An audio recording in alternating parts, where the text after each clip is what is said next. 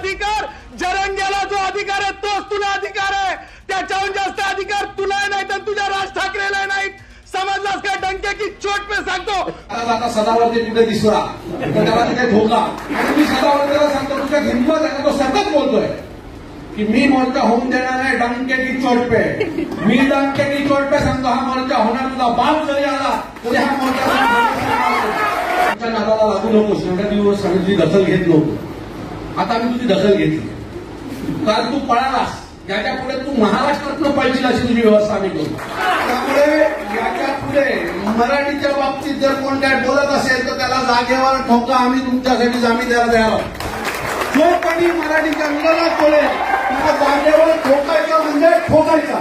सदावर्ते हा भारतीय जनता पक्षाचा पिल्लू आहे, यात कुठेच दोमत नाही। आता काल एवढीच हिंमत होती तर मी समोर असताना का पळून गेला? हिम्मतच होती ना तर आमच्या समोर बोल, तुझं काय मत आहे, मग तुला सांगतो डंके की चोट पे कसं मारलं जातं ते। तुला मुंबईबद्दल बोलायचंय, मराठी माणसाबद्दल बोलायचं आणि राजसाहेबांबद्दल बोलायचंय, हिम्मत असेल तर माझ्या समोर बोल, तुला तशाच तसं उत्तर दिलं जाईल। तुझ्या डोळ्यातला चष्मा हा पायात नाही लावला ना तर अविनाश जाधव नाव नाही माझं। राज्यामध्ये पहिलीपासून हिंदी भाषा शिकवण्याच्या निर्णयाविरोधात महाराष्ट्र नवनिर्माण सेना चांगलीच आक्रमक झाल्याचं दिसत आहे। तसेच या निर्णयासाठी 5 जुलै रोजी मुंबईत मोर्चा निघणार आहेत।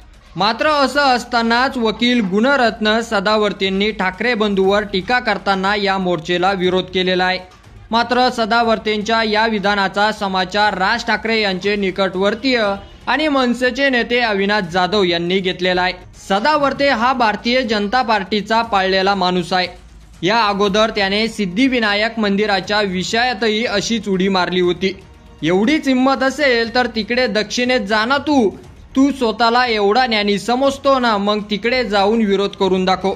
सदावर्ते ज्या पद्धतीने मराठी माणसाविरोधात काम करतोय त्याला घराबाहेर पडू देणार नाहीत। मी खात्रीने सांगतो याला मराठी माणूस एक दिवस चांगलाच चोपेल। आमची भाजपला विनंती आहे की याच्या तोंडाला पट्टी बांधावी, नाहीतर याच्या तोंडात दात नसतील, अशा शब्दामध्ये जाधव यांनी सदावर्तेंवर निशाणा साधला।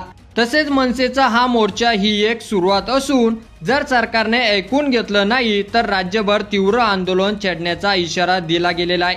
आजचा मोर्चा उद्याच्या मोठ्या संघर्षाची नांदी आहे असं म्हणत अविनाश जाधव यांनी सर्व मराठी प्रेमी पक्षांना एकत्र येण्याचे आव्हान देखील केलेले आहे।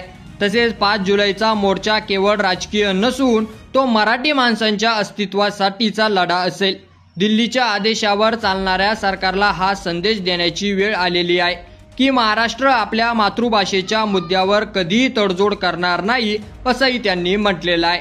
तर अविनाश जाधव यांच्या प्रतिक्रियेवर तुमचं मत आपल्या कमेंट बॉक्समध्ये लिहायला अजिबात विसरू नका आणि असेच नवीन व्हिडिओ पाहत राहण्यासाठी आपल्या मराठी एल्गार या यूट्यूब चॅनलला सबस्क्राईब करा आणि व्हिडिओ जर आवडला असेल तर जास्तीत जास्त शेअर करा। धन्यवाद।